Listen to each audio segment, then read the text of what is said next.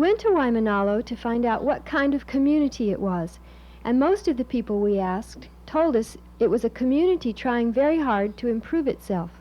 It's beautiful because of the very dynamics of the community. It is a community that's dedicated to its own self-improvement. One good thing that I like about living in Waimanalo is that we're all able to harmonize and work for, I'm hoping that this is true, that we're working for one common goal in Waimanalo, and that's to be a united community. Looking around Waimanalo, it's hard to tell what needs to be improved. This is a special place, once the playground of the Ali'i, and now a valley still owned almost entirely by the state. The many small communities found within Waimanalo itself are a result of state ownership and various master plans which have created different neighborhoods with different needs. This used to be a plantation town, and when the sugar company closed, the plantation village remained. The sugar fields became farm lots. A large Hawaiian homestead area has been settled, a chunk of beach property sold for homes, and recently the state has subsidized a couple of new housing developments here. Because the state owned it, the state made the planning decisions. The separate parts of the community didn't really come together until the threat of a commercial airport at Bellows Field united all of Waimanalo in a successful effort to stop the airport. They discovered that their political voice is a lot stronger as a unified community. And when they say they're working to improve their community, we think they mean to identify with Waimanalo instead of just their own part of town. Community worker Rose Lonnie. I never thought I would see a community so divided like we were 5 years ago. We didn't know there was a village homes association down the street. Everybody was all quietly in their own little patch, and when you finally got out to a meeting, it was just about 45 minutes to an hour, and everybody says goodbye. We're complete strangers. But because of it, it intrigued me, because as a resident of Hauula, I saw more happenings out there from their senators, their representatives. And here's Waimanalo with all the representatives and senators they had on this area. They had nothing. This is what intrigued me. They had no thought of a community library. There was no multi-purpose buildings that they were talking about. If they did, there was a small group and nobody really worked together. Everybody was apart. That's why I say to me, 5 years later, I can say I'm glad I was here in that last 5 years, because now I can see there are rewards. We've got a library going up. We've got multi-purpose gym that's going to be going up. There are, look around your community. 5 years, there's a lot of new things are here. This part of town is called the Village. These are the original homes of the plantation workers.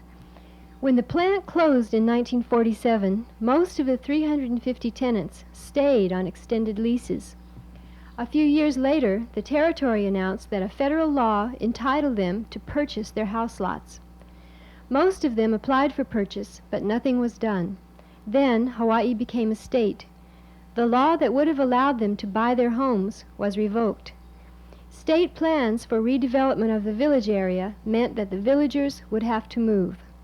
The state offered lots in the core area of Waimanalo to those who could afford them. When the residents objected to the price, the state lowered the price from $1.15 to 85 cents a square foot. These were the 1956 land values, the year in which the residents were led to believe they could purchase their village lots. About 60 families did move from the village to the core area. Some wanted to stay in the village, but they were told that the core area would be filled by outsiders if they didn't go. Andrew JAMILLA is one of those who did move. It is a kind of a complex thing in which I've searched my soul for every now and then, but as times changes and people think differently after a while. Like we were brought up to adhere to the old adage of, you'll pay what the authorities tell you to do. It's either yes. And so you found it on a kind of a foundation where people come up and the authorities tell you, you'll have to move, you got to go. Andrew's neighbor, Mr. Olagero, also moved away from the village at the same time. If the government didn't put their hands on us, I would say yes, the life is so wonderful, I would say, because the fact that people are so friendly, the gardens in the backyard is so wonderful that you cannot resist in doing such as things, because it's kind of community life. Whatever you need, whenever you need a hand, those people are always with you. Those who continued to stay in the village received eviction notices from the state in 1972. They organized, demonstrated, and won a settlement which enabled them to stay where they were with a 65-year lease to back them up. IRENE LAGRONIO works for the Waimanalo Residence Housing Corporation. The state wanted us to incorporate. They gave us this land for $1 a year, lease land, you know, and we're going into our own housing development right now. And we're very much to the day where, you know, we're going to start groundbreaking, and this is going to be somewhere in September. We'll start our housing. Many of the people that do live here are the elderly, you know, people that are getting Social Security, and many of them cannot afford the core development. And even if they do live in Banyan Tree, it's just a whole new way of life for them, and they're so used to living this kind of lifestyle, having their own vegetable gardens, their chickens to mess around with, and even their other animals, where in the Banyan Tree you can take them with you, you know. Judy Spencer is the new president of the Village Housing Corporation. For myself, I was pretty scared at that, you know, during that period. And I had mixed emotions myself about moving out or really staying to fight, and, you know, wondering if we really could, you know, win. Well, we had ethnic students, study students come in, and they helped convince me. You know, we had gone over to the townhouses and inspected, you know, the homes that they were putting up. And the materials that they were using were very cheap, and this was all brought forth to us, you know, by ethnic studies. And everybody could see, you know, say about in 20 years what's going to become of the townhouses. So we stayed. I see, if it was 10 years later, with a lot of people, with the pressure, with the economic pressure as it is then, you know, weighing down you, and when you find out you have to go out and pay rent 3 or 4 times of what you normally were paying there, I would have taken an active stand along with them, and I would have stayed there. I would have fought and say, no way you're going to get me out of here. The same way like people Waikani Kahole, the Waikani area, the Chinatown area, because all these people, as they get noticed to evict, they realize that they can't move from anywhere else without having to pay 2 or 3 times more than what they are paying today. You've isolated from the village. This is evident when you go down past the village. You see a whole bunch of kids all playing together. You know, in a group like either volleyball or right alongside the road where they're going to build the fire station. The kids are always playing. They come from, you know, from homes all within the campsite, but they don't have this here.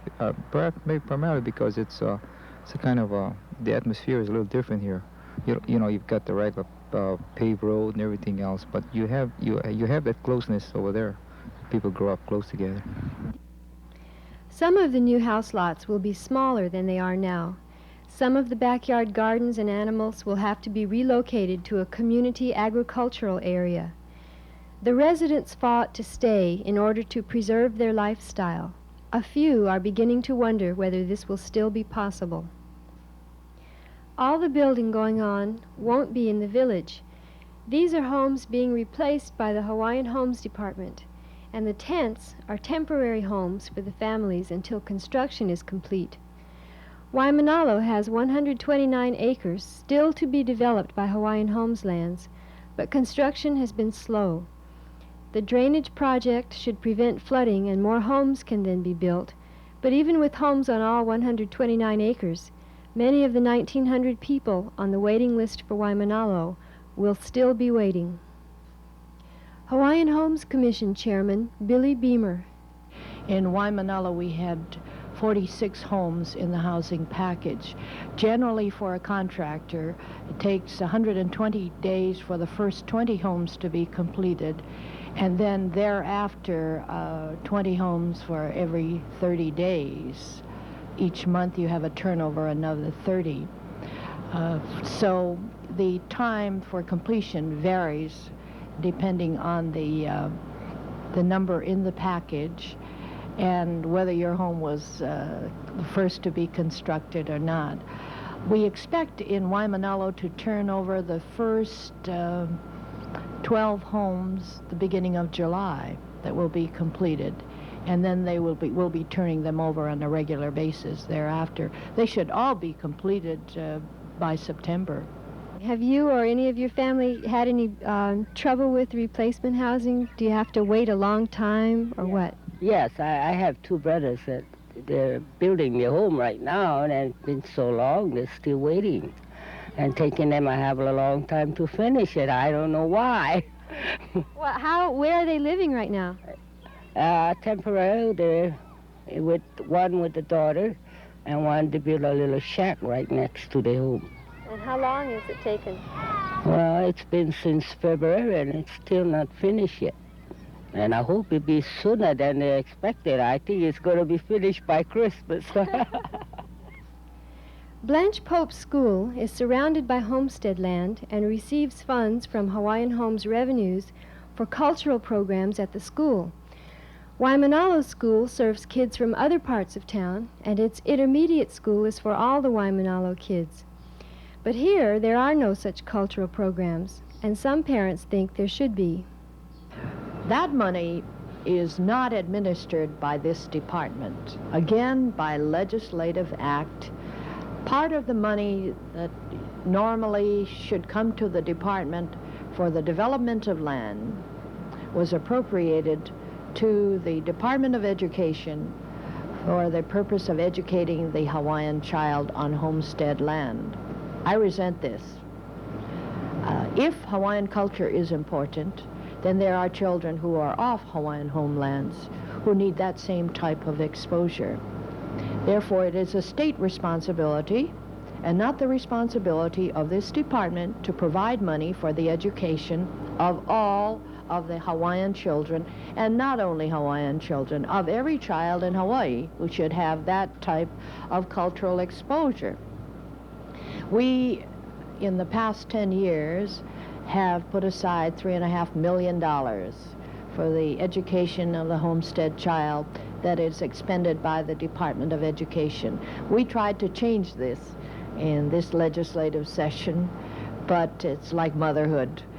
We lost again because this program is managed by a homestead group, an advisory committee. The department has nothing to do with it. It's just money that should be earmarked for this department that is diverted to the Department of Education. I concur. If the program is being offered at Pope, and there is a high concentration of Hawaiians residing in the Waimanalo area, then the identical program should be offered in Waimanalo School. If they're going to get a group together to lobby, I will volunteer to testify.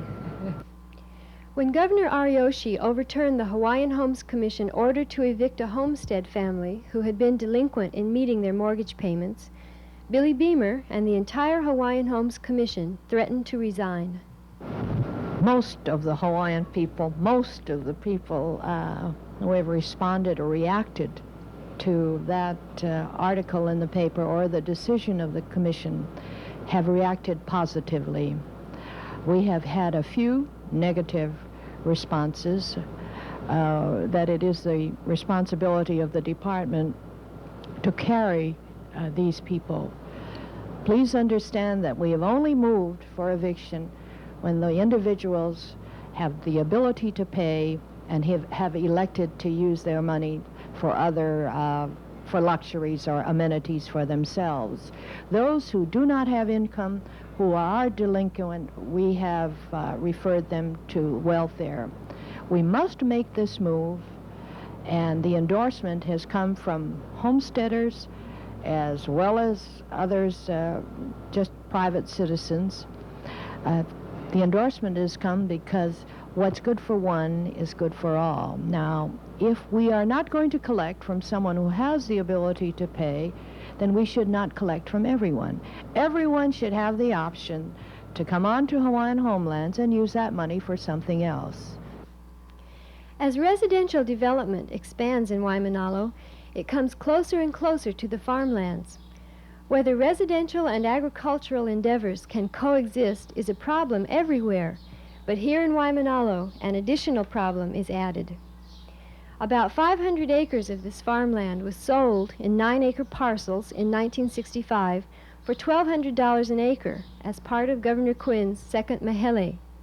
The low price, coupled with the restriction that the land be used only for agriculture for 25 years, was meant to make farming both available and worthwhile. For many farmers, the 25-year restrictions will expire in 1980, leaving them free to sell their land, which can be used for anything which conforms to the zoning. The farmers who lease nearby land from the state, as well as the community at large, are uneasy about the possible outcomes of allowing the farmers to sell. Some farmers have reportedly received offers of $40,000 an acre for their land. Fee simple farmer Hisashi Akagi, when you're thinking of selling it, now if you have a choice, sell it to somebody who might want to build homes on it eventually, or sell it to the state for an agricultural park, which of those would you do?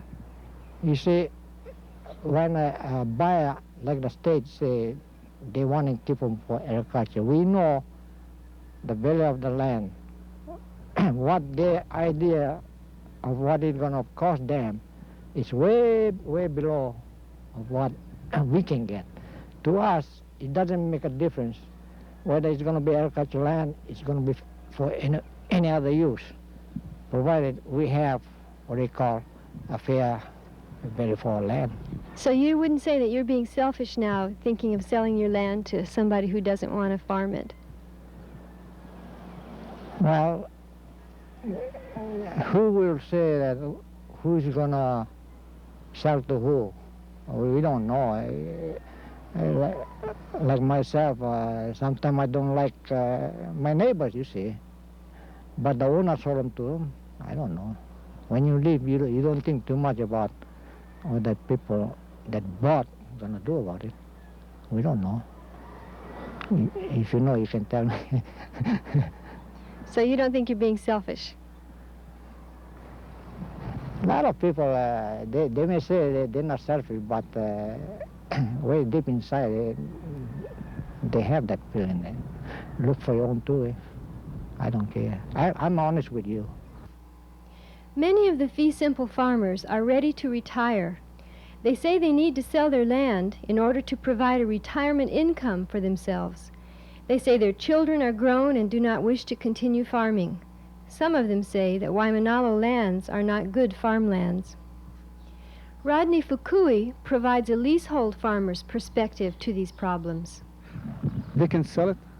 That's their right, and there's no way I can stop them from selling.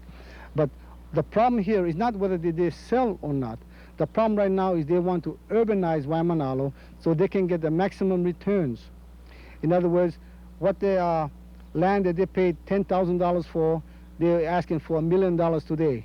And I mean literally $1 million. Because if you add it up, what they want per square foot, it will come up to $1 million when you own 9-10 acres of land. I say to them, if your children are not interested in farming, why not make it available to other people's children who want to farm and cannot find land anywhere? But why should a few people who work hard for 25 years be entitled to a good retirement? What about the rest of us? I work hard for 12 years now, and by the time I work for 25 years, all I wind up with is just a land that reverts back to the state. We have here in Waimanalo people doing all kinds of farming for a living. Give example, we have dairy farming here, we have truck crop farming, we have chicken farms, we have flower, orchids, and thyme farmers, we have potted plant farmers, we have farmers who export plants, we have dog kennel, we have hydroponic farming, we have stable for horses, and we have all kinds of other farming activity going on. Warren Yee has a leasehold nursery operation. if it's going to be turned into subdivisions, then that will affect our type of operation here. It will not be that compatible with a nursery operation adjacent to a residential area. How will it be incompatible? Well, basically, like nursery operation, we have to spray. We spray herbicides, insecticides, fungicides. So you have some odor, which, of course, you know, if a residential area is adjacent to it, you know, they will complain. And it has happened in other areas where agriculture was there first, and then residential areas slowly crept up, you know, surrounding the areas. So it is a constant problem. Terrell Takashita leases 2 acres of land from a fee simple farmer. I spent a whole year looking for land. Haiku and some of the other plantations which came about, beautiful large subdivision, 1 acre lots. If you look under the multiple listing books, it's under ag. But you try to buy a property and try to put up a greenhouse, they'll stop you right away. And it's not the state or the city, it's the associations. People don't want to have their subdivision so-called cluttered. Well, I think it's all wrong. Well, I feel that Waimanalo, that would be the best answer for Waimanalo to make into an ag park. And then for those who claim that the land is bad, who wants to sell, let them sell. And let them get a fair price. What they can do is have a bunch of appraisers come by and appraise the land for farming now, not for development, but for farming, and let them get a fair price for farming. State Representative Jan Ewan. I feel that when these people acquired these properties, it was on the basis that they would maintain agricultural activity on the land. Even though they now own it in fee, I think that's part of the condition for ownership of the land. So even though this may be an unpopular stance to take, I think they should continue to maintain agricultural activity on the fee simple land. Waimanalo is considered a viable site, you know, for maintaining agricultural activities. In fact, it is considering, well, the director of agriculture is considering Waimanalo as a possible site for an agriculture park. And in order to do that, all those people who own the fee simple lots will have to make that kind of a commitment. John Farias, Chairman of the State Department of Agriculture. But it takes a powerful lot of work to put together this type of arrangement when you have people owning the land and wanting to do with it what they might, no matter what they feel about that, about agriculture. It's a extremely difficult process when you're at this end of the road, when the decisions, in effect, were made 25 years ago. The so-called second Mahele, 25 years ago, was the greatest move to urbanize Waimanalo that I've seen 25 years hence. And this is what we're seeing now. So what we're seeing, and that's why the Ag Park law is so effective, that this type of law can help preserve ag lands and ag water for many years down the pike. Since you have been a farmer for so long, and I know that you probably do place a lot of value on working with the land and raising things and so forth, would you like to see Waimanalo remain an agricultural community, you know, for the future, have Waimanalo be an agricultural community, have the state and private interests invest in agriculture here? I repeat over and over again, my days are over, but to the young guys, we cannot tie them up and say, hey, you gotta be this way for us, you know, forever. I cannot say that. Because time changes, people change, anything change, and they can change too. Do you think the people generally in Waimanalo would like to see it remain in agriculture? Well, you see, people generally in Waimanalo, now, how many of them is affected? Right now, the fee simple landowners here is really a small minority. And being a minority, how can you say that we can get certain things right now? We have to have a understanding and probably sympathy from the rest of Waimanalo. Diane Isaias, Chairman of the Waimanalo Joint Planning Committee. One of the things that we have done over the past year and a half is to discuss this and talk about it and get it out in the open so that the people here know about it and we understand it. And I think this is one of the big issues where we can come up with new kinds of approaches or new ideas, you know, experiment to a degree. And that is that, you know, look into other things that you could do with the land. And this is what we've been doing in the planning committee, is really talking about this. And you know, most of us on the committee feel we have not got the right to tell that farmer what he can do with his land. I mean, he owns it. He has the right to do something with it so that he can come up with a decent retirement and this kind of thing, you know, be able to leave something to his children, whatever.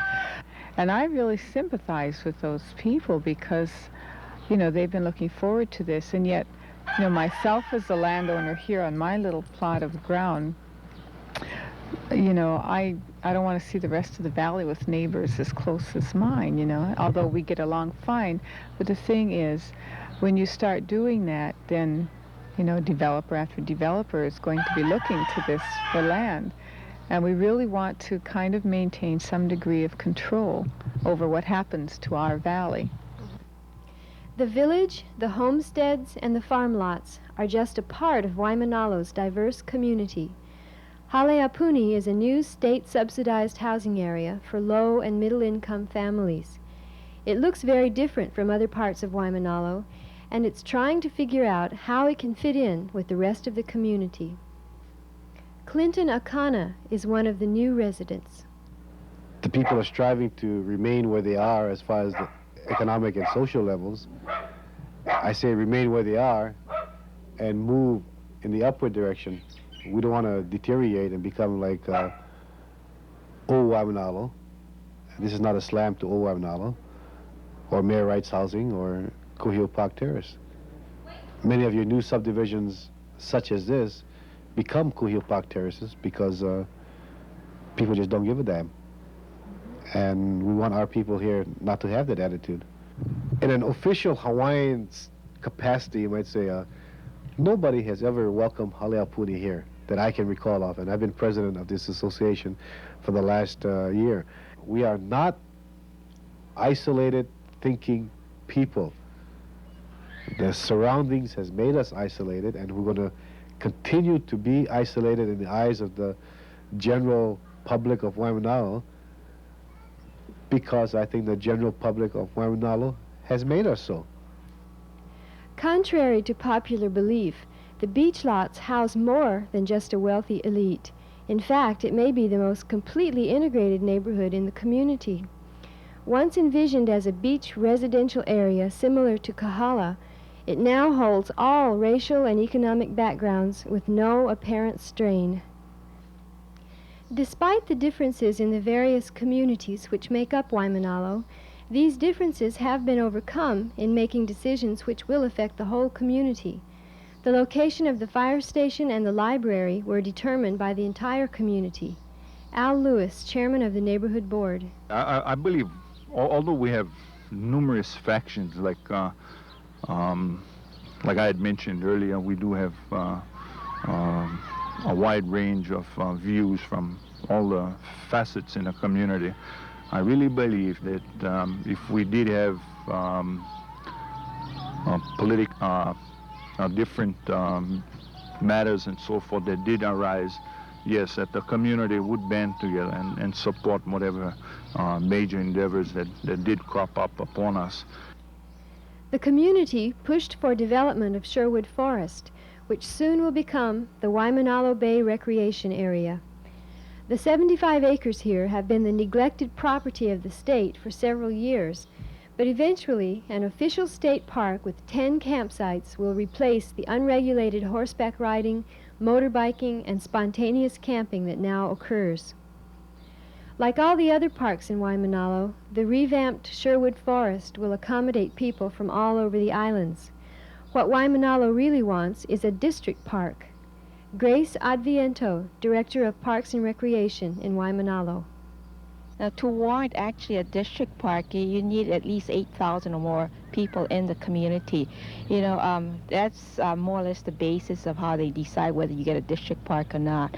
But We were fortunate in having the plantation gym as it is to have a gymnasium already.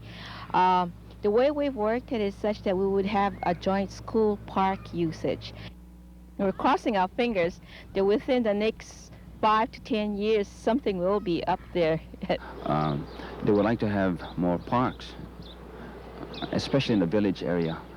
There's, as you know, an expansion of housing facilities in that area, but there is no park. And so that's something that we ought to provide for them.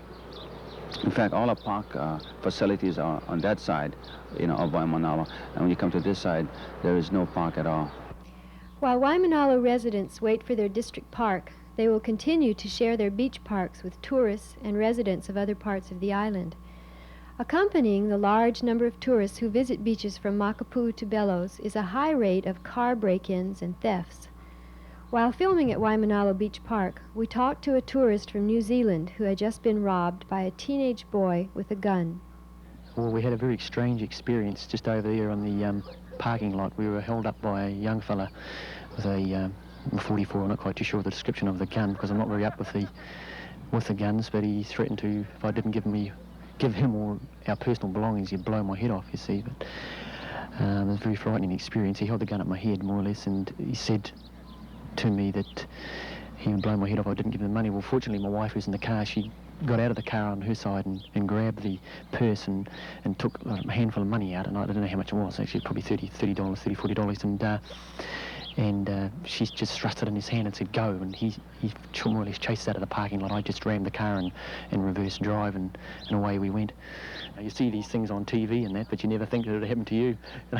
You think of all the things you could do afterwards, like you can boot the door and knock them down and that, but at the time when the gun is pointed to your head, you don't like to sort of do anything but sort of oblige him and give him what he wants. It's the only thing I could do.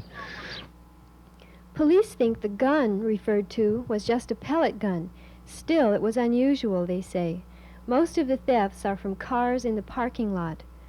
Officer Liu was investigating the case.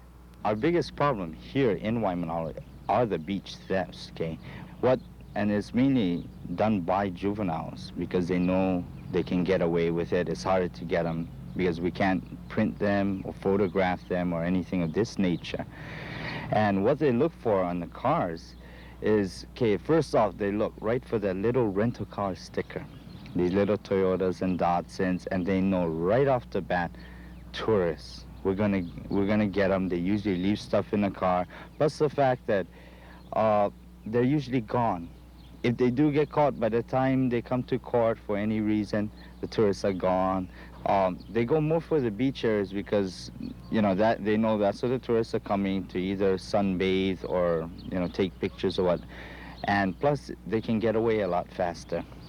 Yes, and these juveniles I'm talking about, most of them are what I refer to as being con-wise. They know the little laws, they know this and that, like they'll come, I know my rights, the whole works, but, and which is true, it's hard to get them. We've had anywhere from $10,000 in cash to $30,000 in jewelry taken from cars out here, and it can get, we just have to tell them, lock your things up in a hotel. Each hotel has safety deposit boxes. You're going to the beach, don't bring money. If you're bringing it to the beach, carry it with you. This is about the only way. I said, like this, that preventive program, and a little more tightening up on the juvenile laws so that they don't just get slapped on the hand, so they turn on. What they're doing is they turn on and they'll laugh at this authority after a while. So Waimanalo probably has the worst reputation, okay, because it's been going on probably longer.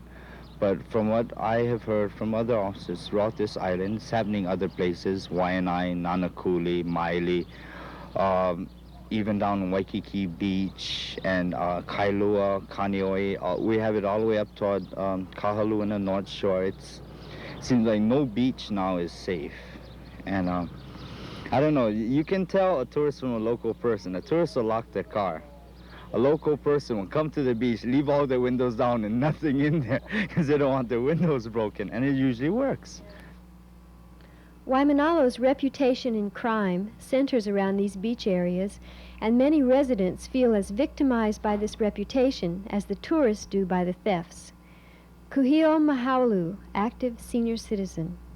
Oh, there's vandalism, but who does it? We can't pinpoint it. We don't know whether it's children in Waimanalo or the outsiders. We hope to find ourselves in a position that we can pinpoint it and get the vandalism out of Waimanalo and make our park free so everyone can come and enjoy the park without wondering whether their car going to be broken in or something taken away from them wherever they leave it.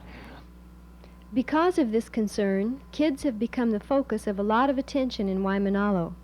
The community loves sports, and you can almost always find a ball game of some sort going on at the park. Fred Chang of the Waimanalo JCs.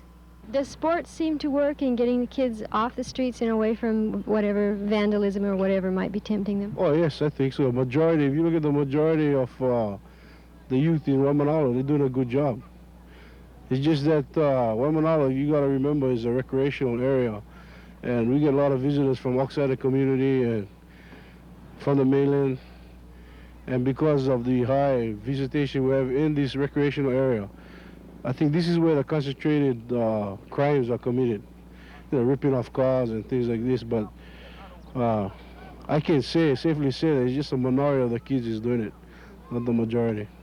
Okay, usually every year they average of about 300 kids participate in baseball. Right now we have baseball league. After this, we're having the Pop One football league, and then we go right into basketball. The objective is, first of all, to take the kids off the streets. And a lot of the objectives and goals of the leagues, Pop One and Little League, is character building. Through the discipline and the conditioning of the mind and body, we hope to get these kids adjusted in society and working with others and actually affect their futures. Like this, the way we have them, kids just play any team they want. Then they identify with the community rather than the own area where they live in. Sports programs are popular, but so are some of the social and academic programs going on in Waimanalo. Despite the successes that the programs are experiencing, some think that still more programs are needed. We have a lot of what is known as the gap group that does not go to school. They're just the gap group. You know, I don't believe all children are going to be teachers, doctors, dentists, whatever you have. But there is something about a child that needs to be taught, and that is self-discipline. He has to learn how to become a father. He has to learn how to plant, grow his own. That's essential needs I'm talking about. I'm interested in alternative schools, really, for the community, where it's an all year round program. We're not just talking about today and tomorrow's. We're talking about an all year round program where I see Jimmy Torres as being, these ideas about the same, I think. Jimmy Torres works with kids in the alternative school and the mini bikes program. If you come from Waimanalo, like I said, the stigma has been going on for ages. If you're from Waimanalo, you're so-called bad. And that's just not the way it is. But because of the People's Brothers or people before them, that's if you're from Waimanalo, you're just quotes bad. One of the reasons they need a special kind of program is because if the program is too big, they don't feel a real part of it, and they need to have the more personal touch because of being sort of isolated out here, and the only big thing they know is like the schools, and that's a bad scene for them.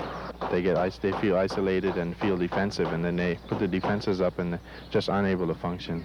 We run the mini bike program, and that's a behavior modification, and what it is we do a small step at a time. They are contracted to our program, and one of the first steps is to get them to go back to school, and the next step is to go to your classes and take it at a small step at a time, instead of just saying you haven't gone to school last year, now you have to go to school and do all your work, and that's how you're going to get to ride the mini bike, because that's sort of unrealistic. You have to take it a small step at a time so they can see some accomplishment instead of always failures.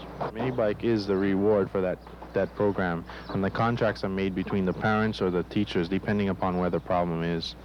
A lot of the kids we found that are having problems in school are having problems outside of the school, and that's making them unable to function in the school. Definitely is working. We run our own alternative school too, and we have pre and post tests, and test scores show that. In our alternative school, you go and use the welder first with very minimal instructions, and we teach them safety instructions, that's all, and let them actually touch it, use it, make a few mistakes, don't weld very nice, but actually get them the feel of the machine so that they get turned on to it, and then that makes them want to hit the books and learn how to do it well. In the past, master plans for Waimanalo were conceived by the state. Today, ideas for planning are beginning to come from the other end, the community itself. Doc Gibson, head of Waimanalo's Education Task Force. I think that we are going to have to face some development, but well planned, with the community taking a very central part in the planning of it. Nothing is developed without, it's with the consent of the whole community, and slow and gradual and not sudden rapid development. We're beginning to come together in this matter of preserving Waimanalo as an agricultural and rural area, and preventing too excessive and too rapid urbanization. One idea emerging from the community is designed to strengthen agriculture here. Waimanalo Valley is the largest diversified agricultural area on the island. The status of its 950 acres of farmlands will be influenced by the situation with the fee simple farmers, but by two other things as well: the availability of water and continued state support. What happens to agriculture here will greatly influence the future of Waimanalo. The Department of Agriculture and some Waimanalo banana farmers have a plan to develop an agricultural park for banana production. Howard Chalet is the president of the Hawaii Banana Industry Association. The farmers of Oahu who raise bananas have determined that our only way of really ever coming up with a good quality product that can compete with Chiquita and Dole is to have our own centralized processing plant where we can maintain control and provide an adequate supply. So this has been our goal, and that's what we're working toward. We now have some 50% of the bananas on Oahu covered by the members, by our member group, and we're now getting ready to go into an interim type operation with a logo and quality control. We will bring them to one central spot where they will be processed and graded uniformly. Only the #1 bananas will carry the cooperative logo. State Department of Agriculture Chairman John Farias. For one thing, the local banana is a good banana. For another thing, we're starting to import too much bananas from the outside. For a third reason, the state of Hawaii, for some unknown reason, consumes a lot less than the national average in banana. We consume about 12 pounds or so per capita. The mainland consumption is about 20 plus pounds per capita. There's no reason why in Hawaii we couldn't consume more like 20 pounds per capita, which would mean that we can produce a lot more bananas than we are now. Will there be enough water for this expanded banana production? I don't see any problem providing we utilize the flume water. There's plenty of flume water existent. And we will not be using the city and county water, the well water. We'll be using the water that now comes to us through the flume system. It will mean the building of reservoirs, large reservoirs, which should have been built 20 years ago and have not been built all over Oahu, because millions of gallons literally of water go into the sea every time we have a heavy rainstorm. And instead of letting this water escape as we do now, by letting it go down these various ditches, we will be catching that water and saving it against the day when we need it. Toshio Sugita, manager of the Waimanalo irrigation system. The water that's being distributed is on an open irrigation or open ditch system. The source of the water is coming from Manawili Valley, which is beyond the Ani Ani Nui Ridge. Now, we receive about 2 million gallons at the moment per day, and it is coming into these reservoirs like this. We have 4 reservoirs, and from here they are distributed to the farmers. Now, the banana people had made a request for some 475 acres up in the hills, and in that case, we would need to put in more improvements. And if we can find funds to enlarge the reservoir and then put in a pipe system, that'll be, real good. But at this point, we're uncertain. Does the state subsidize this system? Yes, it does. Well, ever since if we were to operate on our own, then in order to meet to go on a break-even point or break-even basis, then we'd have to raise the water rates tremendously, and this may put some of the farmers out of business. But the state has subsidized it to keep the farmers here in business. I would like to see agriculture water developed in Waimanalo a lot more than it has in the past. I think if we put an ag park together, if we see viable agriculture developing, greater viable projects developing in Waimanalo, we're going to see the demand for water. We're petitioning, as you know, the city and county to give us back our ag water rates. We're telling them that the prices they're charging agricultural water now is, may drive us out of business over here. And hopefully the city and county fathers decide to help agriculture a little bit more than perfunctory platitudes that I've been listening to over time. And also the state to develop a water resource there and a water distribution system with the ditch system over there. We're trying to put all these pieces together. It's an interesting exercise. I believe that this is one of the last places that agriculture will continue in Hawaii, and specifically on Oahu. And I feel quite strongly that there will be plenty of agriculture will continue here as long as there are farmers willing to work as hard as agriculture requires. Agriculture is one industry which can preserve the open space and country atmosphere the residents value. Recreational uses of the land are compatible with this atmosphere and often enhance it. Diane Isaias. Waimanalo is kind of a rural community dropped in between Kailua Kaneohe, which is suburbia, and Hawaii Kai, which is another suburbia. And people look to Waimanalo for many things other than a suburban community. They like to come, they like to enjoy our beaches, our open space, go hiking, ride horseback, whatever. But they come here looking for something else than they have where they live. And I think if we become an urban fringe area, we're going to lose that. Not only the people of Waimanalo would be losers, but the people who come here to enjoy what we have now would be losers. And for this reason, I think we really want to be very careful to maintain our open space and that kind of a rural identity. Even I know that reports show that we're growing, which, I can understand that, but I don't think that we've grown to the point where we can't kind of reverse the trend and slow down and keep some of what we have, which is kind of an old Hawaii flavor. And, the more we lose that in Waimanalo, the further we have to go to, reach something, the North Shore or wherever it is. We would have to go further away. And I think it's kind of nice to have something that's easily accessible for people to come to enjoy. City Councilman Dan Clement. We have a great resource in the waterfront, but I think the people have to decide just how they want to use that resource. I'm not proposing a Waikiki nor a development similar to Waikiki, but I'm proposing that they consider the kind of uses of the water and the ocean front to perpetuate the Hawaiian culture. And I see that to be a great opportunity. Many of the people have moved in that direction, in the outrigger canoe area, in the sales of Hawaiian artifacts along the highway area.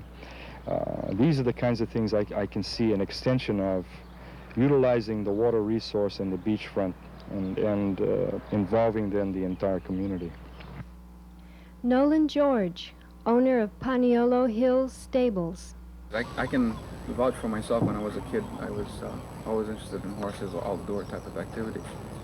So, as important to grow bananas or fruits, vegetables, you know, for the table to eat, I think it's just as important for the kid to be satisfied emotionally.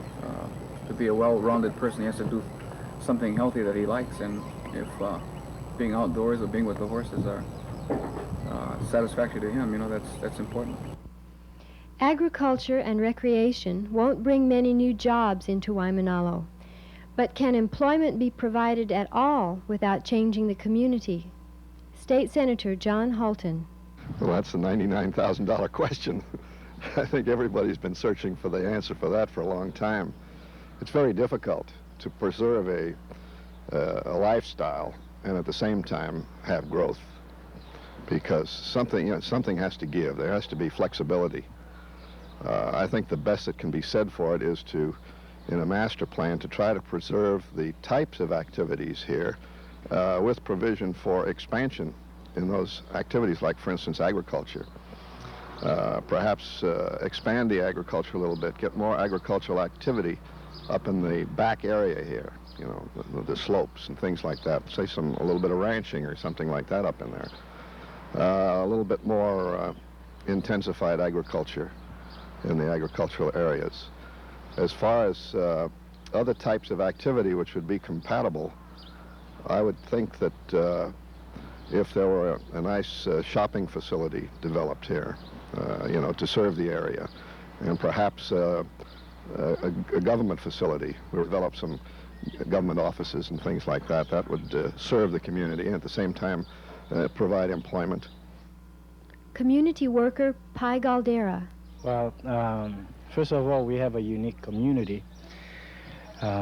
Based on that, you have a lot of different groups with, to me, special gifts that could be shared. And I'm referring primarily to the tourist industry, that people in Waimanalo sort of work out an economic program that they would benefit out of. Example, we got a lot of senior citizens that have a lot of knowledge and history about the land. We got a lot of young people, got a lot of Filipino, Samoan, Hawaiian, different cultures that could put something together that would be really something to see for the tourists to come down and spend a day with the people in Waimanalo and start to learn about their culture on a one-to-one basis, see the mountains, the oceans. Utilizing this, I think things can happen. But I think there's a lot of people in Waimanalo that are unemployed and retired that can use some resource money. And dealing with the hotel industry, for example, we're not saying real massive kind of busloads of people, small scale, and where families could take them in and just show them Waimanalo as a whole. And it's a one-day kind of stuff. These are just ideas. It's been a difficult community to work with because there's so many different groups in the community, different neighborhoods with distinct differences, different thoughts as to what they want, and there are 5 or 6 different lifestyles here. You know, you talk about the lifestyle, but there's not one. There's a series of lifestyles here. And so the only thing to do is to, I think, to present to the community, here are the alternatives. Here are the things that can reasonably be expected to be accomplished over here to provide the jobs, provide a higher income in the area and so forth. Now, what do you want? How effective the community is in making planning decisions depends on how well informed it is. The Waimanalo Council of Community Organizations and the Waimanalo Neighborhood Board are designed to serve that purpose. John Knox, Vice Chairman of the Neighborhood Board. Because somebody is elected from each and every community, it guarantees that the Neighborhood Board must look at Waimanalo as a community and is much less likely to just focus on one particular area and one set of problems. I think the test of the Neighborhood Board is in what it can do and how it responds to problems, how it searches out problems and takes the initiative itself. it should react to people, but it also has to take the initiative itself, and that will be its ultimate test. One of the ways that it did take the initiative itself was to start the newspaper in Waimanalo. Eventually, then, of course, it passed it over to Waco. And there again is a good example of how the two groups can work together, and one starting something, passing it to the other. Even though it may take some time for Waimanalo to organize all its many neighborhoods into one unified community, it has some special things working in its favor. Neighborhood Board Chairman Al Lewis. I just love this community. It's a nice community. I've been living here for 20-some odd years, and I really believe that God really put all the best people in Waimanalo in this community. We do have some bad eggs and so forth, like any other community, but I think we also have a lot of nice people that people from all over the world would be more than happy to sit down and chat and meet our people in Waimanalo. It's a lot of loving that people in this community have for each other, and I'm pretty safe to say, at least, that if we do have problems in the future, again, that we can band together for one common goal anyway.